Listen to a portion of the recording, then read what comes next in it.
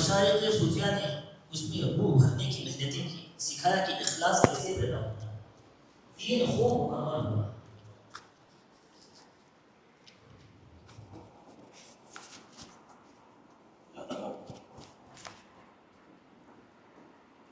بادشاہان وقت، چنانچہ سینکڑوں سال ایسے گزرے ہیں، امت اس دین پر عمل کرتی رہی، حتیٰ کہ جو وقت کے بادشاہ ہوتے تھے وہ بھی اللہ والوں کے پاس آ کر تربیت پاتے تھے، وہ بھی آ کر ان کی دعائیں لیتے تھے۔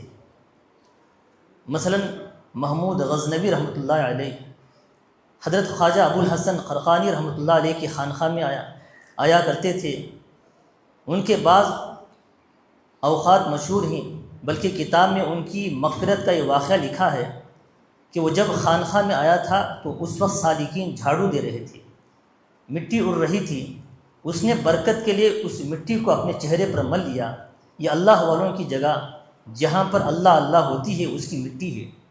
جب فوت ہوا تو کسی نے خواب میں دیکھا، پوچھا کہ محمود کیا بنا؟ کہنے لگا کہ بس ابو الحسن خرقانی رحمۃ اللہ علیہ کی خانقاہ میں گیا تھا، میں نے تو محبت میں اس مٹی کو چہرے سے لگایا، اللہ کے حضور میں پیشی ہوئی تو فرمایا اس چہرے کو میں آگ میں کبھی نہیں جلاؤں گا۔ ابو الحسن خرقانی رحمۃ اللہ علیہ کی دنیا سے بے رغبتی دیکھیے۔ حضرت بیٹھے ہوئے تھے، بال ذرا لمبے تھے، اس زمانے میں صابن وغیرہ نہ ہوتے تھے، جوئیں پڑ گئی، خشکی تھی، سمجھ میں نہیں آتا تھا کہ یہ خارش خشکی کی وجہ سے ہے یا جوؤں کی وجہ سے۔ یہ خادم کو فرمایا بھائی جمعہ کا دن ہے، غسل کرنا ہے، ذرا سر میں دیکھو کہ خارش کیوں ہوتی ہے۔ تو بیٹھا سر دیکھ رہا تھا، اتنے میں محمود غزنوی آ گیا۔ ایک طالب علم بھاگا کہ حضرت کو بتاؤ، تو وہاں جب پہنچا تو دیکھا کہ حضرت نیچے سر جھکائے بیٹھے ہیں، دوسرا خادم سر ٹٹول رہا ہے۔ اس نے اشارے سے بتایا کہ بادشاہ سلامت آ رہے ہیں۔ تو اس خادم نے کہا حضرت حضرت، فرمایا کیا ہوا؟ حضرت وہ بادشاہ سلامت آ رہے ہیں۔ فرمایا اوہ، میں سمجھا کہ کوئی بڑی سی جوں تیرے ہاتھ آ گئی ہے۔ ان اللہ والوں کے دل میں دنیا کی اتنی بھی وقت نہیں ہوتی تھی۔ چنانچہ محمود غزنوی آیا، بیٹھا، بات چیت کی، پھر محمود غزنوی ایک تھیلی لایا تھا، وہ ہدیہ نذرانہ پیش کیا، حضرت نے انکار فرما دیا۔ اس نے جب اصرار کیا تو حضرت نے اس کے بدلے میں ایک خشک روٹی پڑی ہوئی تھی، اس کو دے دیے، کھاؤ۔ اب وہ بادشاہ تھا، نرم غذائیں کھانے کا عادی تھا، خشک روٹی کہاں اس سے کھائی جاتی تھی، وہ تو حلق میں اٹک گئی، نگلنا مشکل ہو گیا۔ تو پوچھا کہ تکلیف ہو رہی ہے؟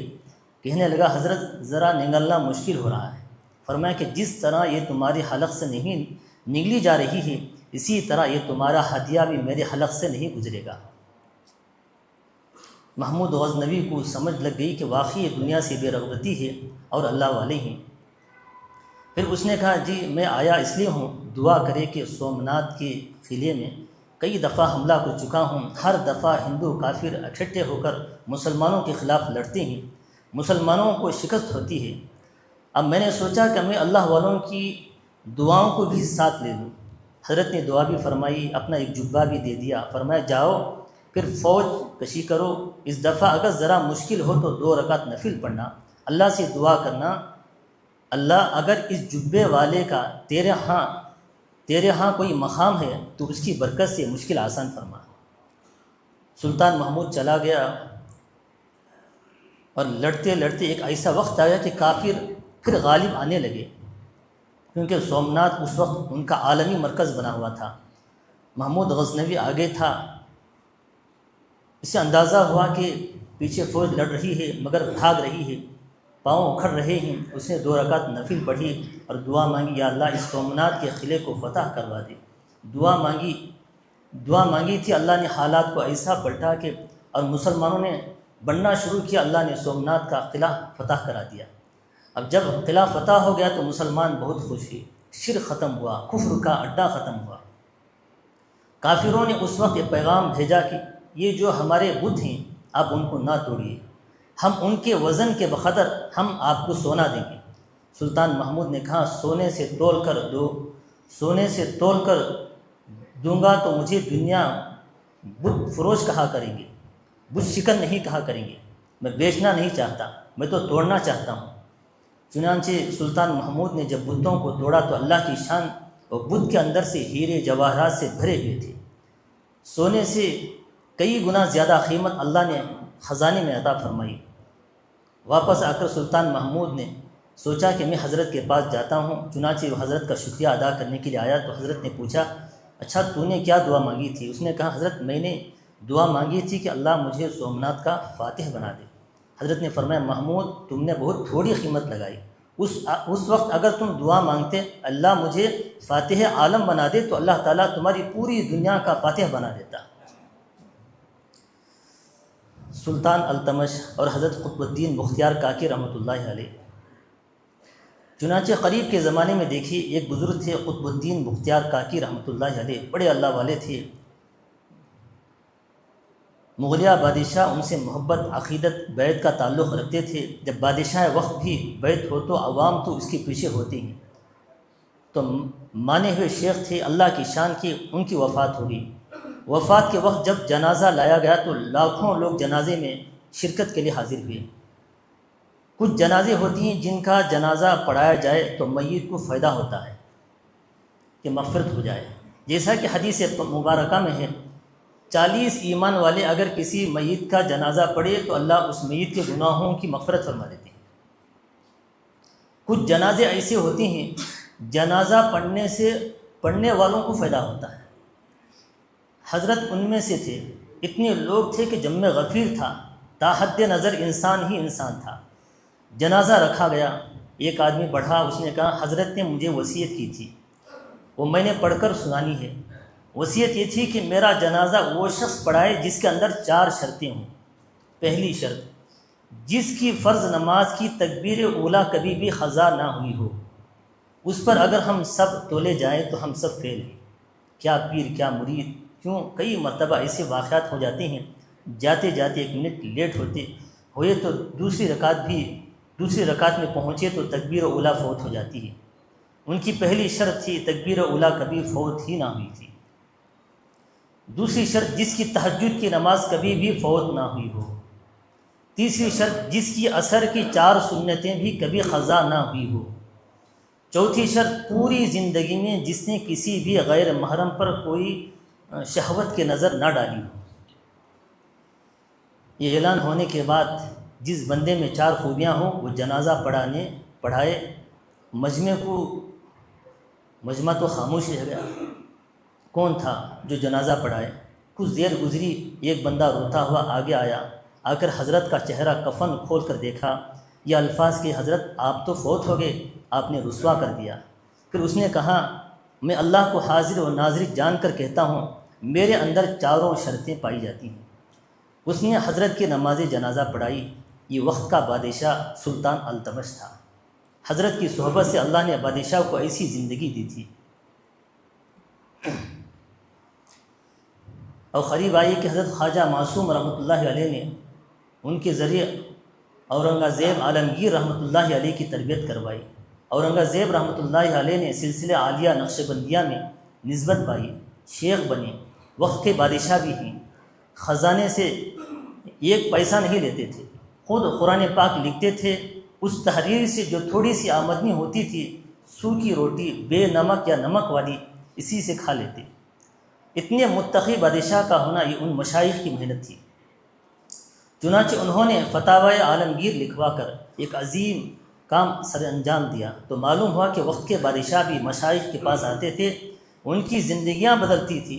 تو اس طرح سینکڑوں سال یہاں دین کی محنت ہوئی۔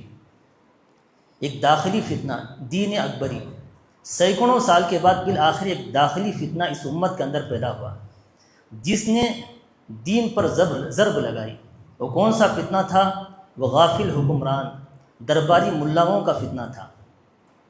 وہ غافل حکمران اکبر تھا، درباری ملا ابو الفضل ابو الفیضی تھے، جنہوں نے فتویٰ دیا کہ جی تعزیمی سزا بھی جائز ہے۔ تو ان دونوں کے جوڑ سے امت کے اندر ایک داخلی فتنہ شروع ہو گیا۔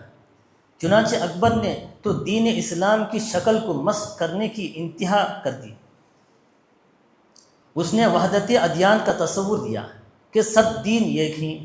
سورج کی پرستی شروع ہو گئی۔ اس نے ہندوؤں کے مذہب کی وجہ سے گائے کو ذبح کرنا منع کر دیا۔ اس نے کہا کہ جو ہندو مسلمان ہو چکے ہیں وہ دوبارہ ہندو بننا چاہے تو ان کو اجازت ہے۔ اس نے سور کو حلال قرار دیا، شراب کو حلال قرار دیا، سود کو حلال قرار دیا، زنا کی صورتوں کو جائز قرار دیا۔ یہ اکبر بادشاہ کے سیاہ کارنامے تھے۔ علمان والحفیظ، علماء کے اوپر سختی شروع ہو گئی، کوئی بول نہ سکے، ان کو بلا بلا کر تعظیمی سجدے کرواتے تھے۔ ایک اللہ والے ایسے بھی تھے جنہوں نے سجدہ نہ کیا، یہ حضرت مجدد الفسانی رحمۃ اللہ علیہ تھے۔ جہانگیر بادشاہ اکبر بادشاہ کا جانشین بنا، اس نے اپنے خرافات کو آگے بڑھایا۔ حضرت مجدد الفسانی رحمۃ اللہ علیہ کو جہانگیر کے دربار میں بلایا گیا، لیکن آپ نے اسے تعظیم سجدہ کرنے سے انکار کر دیا۔ اس پر امام ربانی مجدد الفسانی رحمۃ اللہ علیہ کو 2 سال قلعے میں بند کر دیا گیا، مشقتیں ڈالی گئی۔ حضرت کا تو سلسلہ اتنا پھیلا ہوا تھا کہ لاکھوں لوگ حضرت سے بیعت تھے۔ جب ان کو جیل بھیجا گیا تو مریدین کی تو حالت عجیب تھی، وہ غم سے پاگل تھے، ہم کیا کریں۔ حضرت حتیٰ کہ میر نعمان جو فوج کے جنرل تھے، انہوں نے خط لکھا، پوچھا کہ کیا ایسی حالت میں خودکشی جائز ہے؟ تو حضرت نے پھر ان کو تسلی دی، میر نعمان پریشان نہ ہو، میرے اوپر جو جیل کے اندر سختیاں ہو رہی ہیں، ان سختیوں میں وہ روحانی ترقیاں مل رہی ہیں جو مجھے باہر نہیں ملتی۔ پھر حضرت نے مکتوب لکھے، فرمایا کہ پہلے اللہ تعالیٰ نے جمال کی تجلیہ سے میری تربیت فرمائی تھی، اب اللہ تعالیٰ جلال کی تجلیہ سے میری تربیت فرما رہی ہے۔ چنانچہ لوگوں کو ٹھنڈا کیا، مقصد یہ تھا کہ امیروں کو عمارت مبارک، وزیروں کو مزارت مبارک، اور ہمیں تمہاری حکومت سے کچھ نہیں لینا، ہم تو یہ چاہتے ہیں کہ تم دیندار بن جاؤ، نیک بن جاؤ۔ اور پھر وہی ہوا کہ بالآخر فوج کے جو جنرل تھے ان کو حضرت کے قریب رہنے کا موقع ملا۔ سبب کیا بنا؟ جہانگیر نے قلعہ کا ایک دورہ کیا تو اسے ڈر ہوا کہ پیچھے کہیں اس کے مریدین قلعے سے نکل کر تختہ ہی نہ الٹ دے۔ چنانچہ اس نے کہا، یہ جو میں ہمارے ساتھ ہو رہے ہیں، تو حضرت مجدد صاحب کو لشکر میں ساتھ رکھا۔ اب فوج کے جنرل رات کو حضرت سے بھی ملتے دیکھنے کا موقع ملا تو انہوں نے کہا، یہ تو وہ نہیں ہے جو ہمیں لوگ کہتے ہیں، یہ تو بڑے ہی اللہ والے ہیں۔ جرنیلوں کے دل بدلنے شروع ہو گئے۔ یہ وہی سفر ہے جس میں جہانگیر نے مجدد الفسانی رحمۃ اللہ علیہ کے ساتھ رہا۔ تاریخ کی کتابوں میں بھی جھنگ کا جو قریب علاقہ ہے، حضرت مجدد صاحب رحمۃ اللہ علیہ اس فوج کے ساتھ یہاں تک تشریف لائے تھے۔ بالآخر فوج کے جنرلوں نے مل کر بادشاہ کو کہا، بھائی اگر تمہیں اپنے بادشاہی چاہے تو جو یہ کہتے ہیں مانو، ورنہ تمہاری چھٹی۔ جب چھٹی کا ڈر ہوا تو پھر تو بادشاہ سیدھا ہو گیا، اس نے کہا یہ جو چاہے کرے۔ چنانچہ حضرت رحمۃ اللہ علیہ نے پھر شرک ختم کیا، بدعات ختم کیے، دین اکبری کی بنیادوں کو ختم کر کے جو صحیح دین تھا اس کو پیش فرمایا، جو اللہ رب العزت نے یہ داخلی فتنے حضرت مجدد الفسانی رحمۃ اللہ علیہ کی محنت قربانی کی برکت سے ہمیشہ کے لیے ختم کر دیا۔ خارجی فتنہ، انگریز کا تسلط، پھر یہ امت دین کے اوپر چلتی رہی، مگر کچھ 100 سال کے بعد پھر اس کے اوپر یہ خارجی فتنہ آیا۔ وہ فتنہ یہ تھا کہ فرنگی نے اس ملک کے اوپر قبضہ کر لیا۔ چنانچہ پاک و ہند یہ اکٹھا ایک ملک تھا، اس پر انگریزوں کا قبضہ ہو گیا۔ یہ خارجی فتنہ تھا۔ انگریز جو باہر سے آئے ملک کے اوپر چھا گئے، آئے تھے تاجر بن کر، بیٹھے ہی مالک بن کر۔ ایسا فریب، ایسا مکاری، ایسا حاکم انہوں نے تیار کیا۔ جب حاکم بن گئے تو وہ یہاں کے لوگوں کے دشمن نہیں تھے، وہ یہاں کے لوگوں کے دین کے دشمن تھے، وہ ان کو دین سے ہٹانا چاہتے تھے۔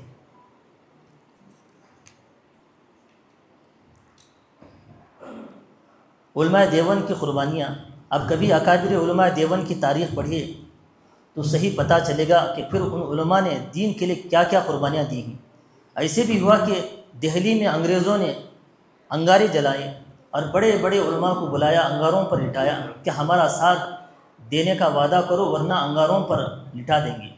وہ انگاروں پر لیٹے رہے، جان دے دی، مگر انہوں نے اپنا ایمان کا سودا نہیں کیا۔ ایسا بھی ہوا کہ 100 علماء کو بلا کر سامنے کھڑا کیا، ان کے سامنے 100 فوجیوں کو بندوقیں دے کر کھڑا کر دیا، ان کو کہا کہ ہمارے ساتھ دینے کا وعدہ کرو۔ انہوں نے انکار کیا تو کہا اچھا پھر بھاگ جاؤ۔ جب علماء پیٹ پھیر کر جانے لگے تو پیچھے فوجیوں نے گولیاں مار کر سب کو زمین پر لٹا دیا۔ ایسا بھی ہوا کہ مختلف شہروں بستیوں میں جو جدید علماء تھے جن کی بات مانی جاتی تھی ان کی فہرست بنائی گئی، فرنگی نے ان کو گرفتار کیا، پھانسی چڑھا دی۔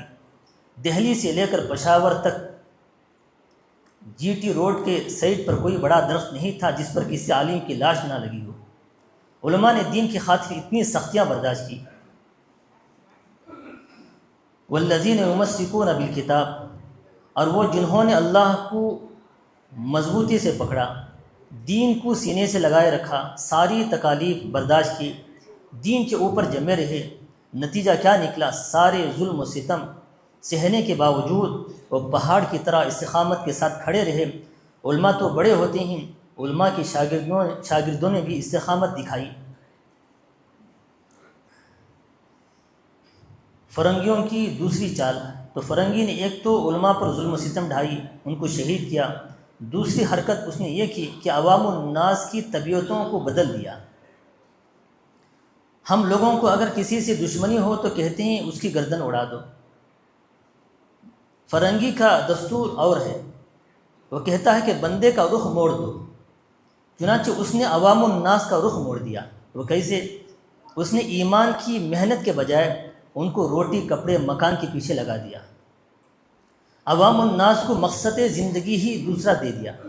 روٹی کو تاریخ انسانیت میں کبھی اتنی اہمیت حاصل نہیں تھی جتنی انگریزوں کے دور میں آ کر اس نے پیدا کی۔ ہر بندے کو روٹی کپڑا مکان پر لگا دیا۔ ایسا لگتا ہے کہ جیسے ایمان نہیں، اصل مقصد زندگی روٹی کپڑا مکان ہے۔ اس نے عوام کا رخ موڑ کر رکھ دیا۔ چنانچہ ایسے بھی لوگ تھے جلد ان کی کالی تھی، عقل انگریزوں والی ہوگی، وہ دنیا کے پیچھے بھاگ پڑے، خوب بھاگے۔ انگریزی پڑھو، انگریزی علم حاصل کرو، پیسہ کماؤ، پیسہ۔ چنانچہ آپ دیکھیے آج ہماری اسکولوں، کالجوں، یونیورسٹیوں کا مقصد زندگی کیا بن گیا؟ روٹی بن گیا۔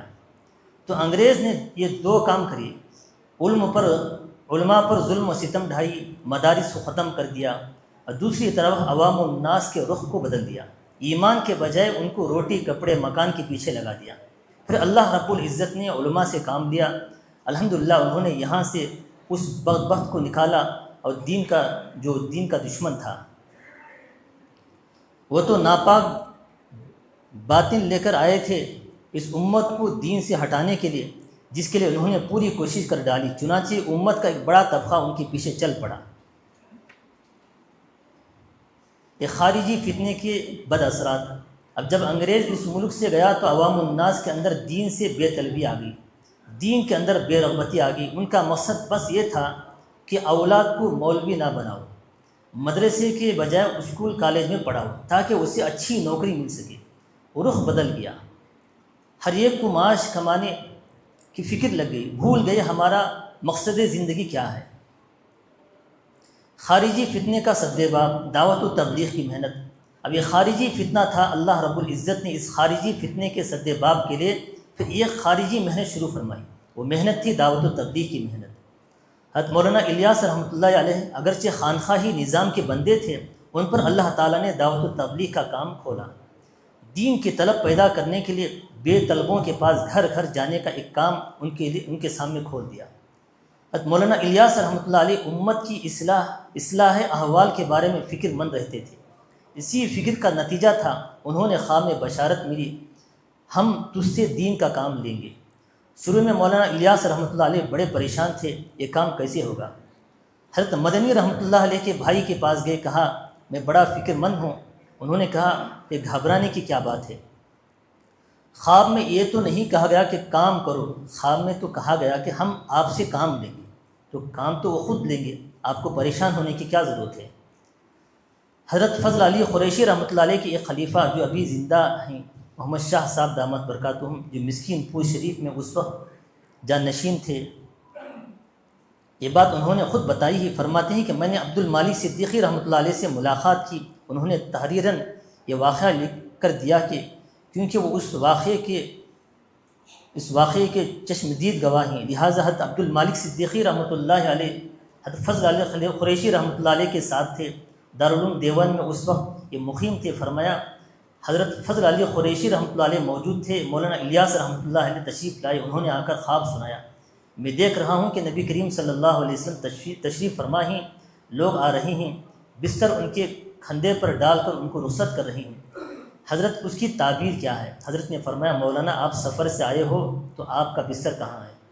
حضرت یہ ہے میرا بستر۔ تو حضرت خواجہ عبد المالک صدیقی رحمۃ اللہ علیہ نے بستر اٹھایا، ان کے کھندے پر رکھا، فرمایا اللہ کے راستے میں نکلو، میری دعا ہے تمہارے ساتھ۔ مولانا الیاس رحمۃ اللہ علیہ بالآخر اس طرح دین کی دعوت کے کام پر لگ گئے۔ مشائخ علماء سے ان کی محبتیں ان کے سامنے تھیں، پھر الحمدللہ اس کام کو اللہ تعالیٰ نے اتنی قبولیت عطا فرمائی، آج دنیا کے شاید 100 سے زیادہ ملکوں کے اندر دین کا کام ہو رہا ہے۔ بے طلبوں کے اندر طلب پیدا کرنا، یہ محنت اللہ تعالیٰ نے اس لیے عطا فرمائی، خارجی فتنہ تھا، اس کے لیے محنت بھی خارجی تھی، نکلنے والوں کی محنت۔ انفروا خفافا وثقالا، الحمدللہ اللہ تعالیٰ نے ایمان کی حفاظت فرمائی، درباری ملاؤں اور حکمرانوں کے داخلی فتنے کے سد باب کے لیے اللہ تعالیٰ نے داخلی فتنے کرنے والے کو کھڑا کر دیا، اور خارجی فتنے کے سد باب کے لیے خارجی محنت کرنے والوں کو کھڑا کیا۔ یہ دین کی حفاظت کے طریقے ہوتے ہیں۔ عالمی فتنہ، یہاں تو بات ہوئی ماضی کی، اب کریں گے بات حال کی۔ اب ایک تیسرا فتنہ ہے اس امت پر آیا ہے، جس کو کہتے ہیں عالمی فتنہ۔ پہلے 2 فتنے تھے، ایک داخلی فتنہ، ایک خارجی فتنہ۔ تو داخلی فتنے کے سد باب کے لیے اللہ نے خانخواہ والوں سے کام لیا، دین اکبر کا نام و نشان مٹا دیا۔ خارجی فتنے سے چونکہ بے طلبی پیدا کر دی تھی، تو طلب پیدا کرنے کے لیے گھر گھر جا کر یہ عمومی گشت، خصوصی گشت، ماشاءاللہ اللہ تعالیٰ نے جماعتوں کو کھڑا کر دیا۔ اب جدید دور میں ایک نیا فتنہ ظاہر ہوا ہے، جس کو کہتے ہیں عالمی فتنہ۔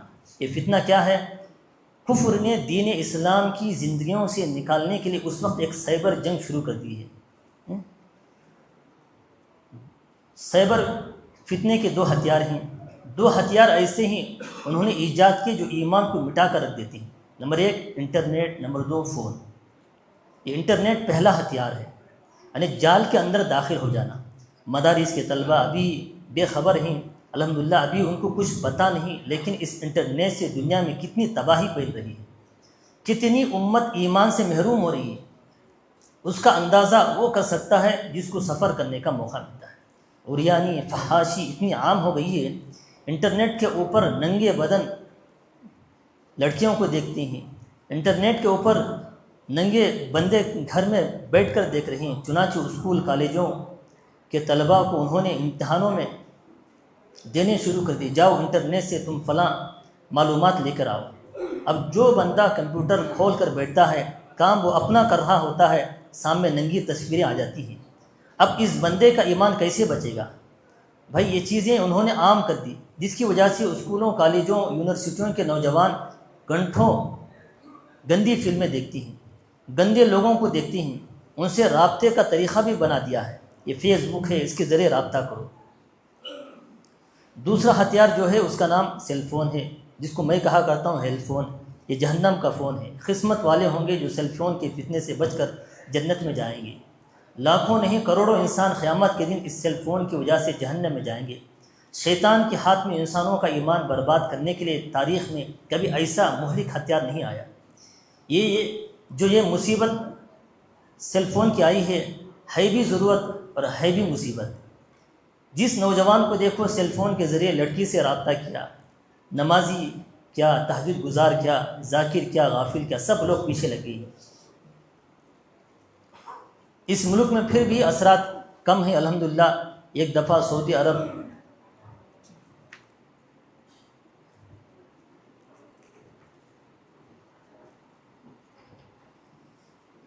اب یہ تیسرا فتنہ پوری دنیا کے اندر پھیلا ہوا ہے، عالمی فتنہ، یہ انٹرنیٹ کا فتنہ ہے۔ ایسا خبیث ہے، نہ چھوٹا بچہ ہے نہ بڑا بچہ ہے، نہ دیندار بچہ ہے نہ دنیا دار بچہ ہے۔ چنانچہ میرے پاس ایک نوجوان آیا، عمر تھی اس کی کوئی 17 سال کی، اور آنکھوں سے آنسو برس رہے تھے۔ مجھے بڑا اس پر پیار آیا کہ نوجوان ہے اور رو رہا ہے۔ میں نے پوچھا بچے کیوں رو رہے ہو؟ کہنے لگا کہ میری دادی کے لیے ہدایت کی دعا کرے۔ 17 سال کا نوجوان دادی کے لیے دعا کروانے آیا ہے۔ میں نے پوچھا کیوں؟ کہنے لگا کہ میرے دادا فوت ہو چکی ہیں، دادی جو ہے 70 پر 8 سال اس کی عمر ہے، 6 گھنٹے انٹرنیٹ پر بیٹھ کر ننگی تصویریں دیکھتی ہے۔ 17 سال کا نوجوان رو رہا ہے کہ میری دادی کے لیے ہدایت کی دعا کرے۔ یہ انٹرنیٹ ایسی خبیث چیز ہے۔ عالمی فتنے سے بچاؤ کیسے؟ تو کفر نے دنیا کے لوگوں کو اللہ سے اور دین سے دور کرنے کے لیے انہیں شہوت بھری زندگی میں لگانے کے لیے سیل فون، انٹرنیٹ ایجاد کر دی۔ یہ اس وقت کا عالمی فتنہ ہے۔ اب اس عالمی فتنے سے بچنا بڑا مشکل ہے۔ کیسے بچیں گے؟ حدیث پاک میں ہے قرب قیامت میں ایسے فتنے ہوں گے، ہر کچے اور پکے مکان میں پہنچیں گے، ہر بندے تک پہنچیں گے۔ اس وقت ایمان اسی کا بچے گا جو سورہ کہف پڑھے گا۔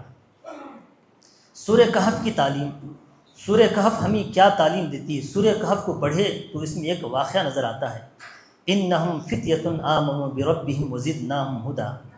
وہ اپنا ایمان بچانے کے لیے اور وقت کے بادشاہ کے ظلم و ستم سے بچنے کے لیے نکل پڑے اللہ کی طرف۔ پھر اللہ نے ان کو ایک غار میں سلا دیا، غار کے اندر ان کا ایمان بچا رہا۔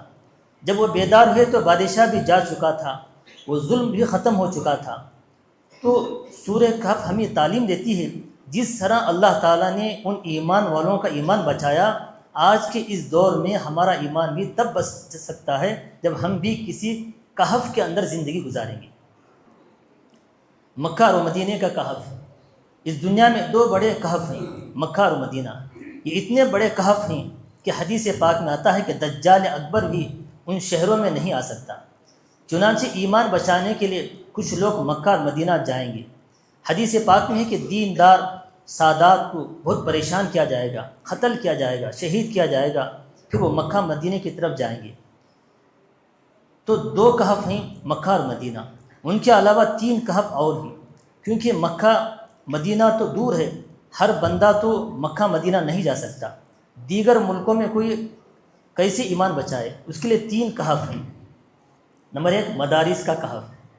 ایک کہف کا نام ہے مدرسہ۔ آپ نے دیکھا ہوا کہ جو طلبہ آتے ہیں وہ الگ ماحول میں آ جاتے ہیں، باہر دنیا سے ان کا کوئی واسطہ نہیں ہوتا۔ یہ مدارس بھی کہف ہیں۔ نمبر 2 تبلیغی جماعت کا کہف۔ یہ کہف ہے تبلیغی جماعت۔ وہ کیسے؟ جو ایک سہ روزہ لگا لیتے ہیں، بس اللہ تعالیٰ ایسا دل بنا دیتے ہیں، پھر دین کی راہ میں اللہ کی راہ نکلنے کے لیے بےتاب ہو جاتے ہیں، کسی کی کچھ نہیں سنتے۔ نمبر 3 خانخواہوں کی کہف۔ تیسرا کہف ہے جس کو کہتے ہیں خانخواہ، جہاں کوئی اللہ والے آتے ہیں، اللہ اللہ سکھاتے ہیں، اس کے جو متعلقین ہوتے ہیں وہ بھی یہ کہف کے اندر ہوتے ہیں، ان کے بھی ایمان بچے ہوئے ہوتے ہیں۔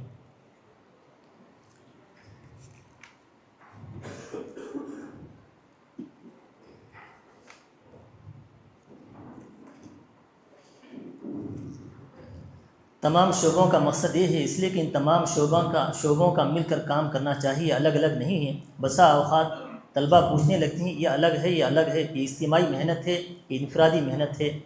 یہ بیوقوفی کی باتیں ہیں۔ خارجی فتنوں کے لیے اللہ نے ایک نعمت دی ہے، داخلی فتنوں کے لیے اللہ نے نعمت دی ہے، دونوں اللہ کی نعمتیں ہیں۔ آگ بجھانے کے لیے جو بھی کام کر رہا ہو تو نبی کریم صلی اللہ علیہ وسلم کو راحت پہنچتی رہتی ہے۔ یہ دین کے تمام شعبے میں کام کرنے والے سب ایک دوسرے کے بھائی ہیں، ہم جڑ کر رہے، محبت سے رہے، پیار سے رہے۔ اللہ تعالی ہم سب کو جو ان تمام نصیحتوں پر عمل کی توفیق عطا فرمائے۔ انٹرنیٹ کے فتنے سے اللہ تعالی ہم سب کی حفاظت فرمائے، تمام فتنوں سے، عالمی فتنوں سے اللہ ہم سب کی حفاظت فرمائے۔ کئی باتوں پر اللہ ہم سب کو عمل کی توفیق عطا فرمائے۔ حلقے بنا رہے ہیں، 10 ساتھی مل کے حلقہ بنائے، اس میں جو علماء اکرام ہیں بیٹھ جائے اور قرآن مجید کی مشق کرائے۔ سبحان اللہ، سبحان اللہ۔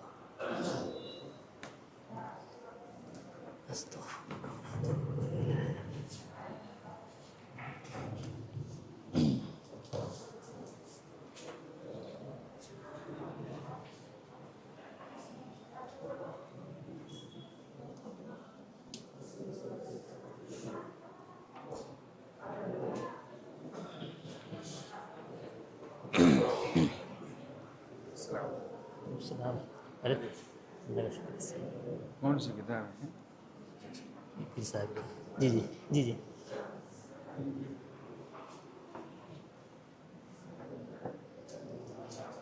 اس کے بعد سبق کو بڑھاتے ہوئے آپ شاید مصروف ہیں، آپ کو جانا ہے. نہیں کچھ نہیں، آپ بیٹھنا ہے. بیٹھ دو منٹ.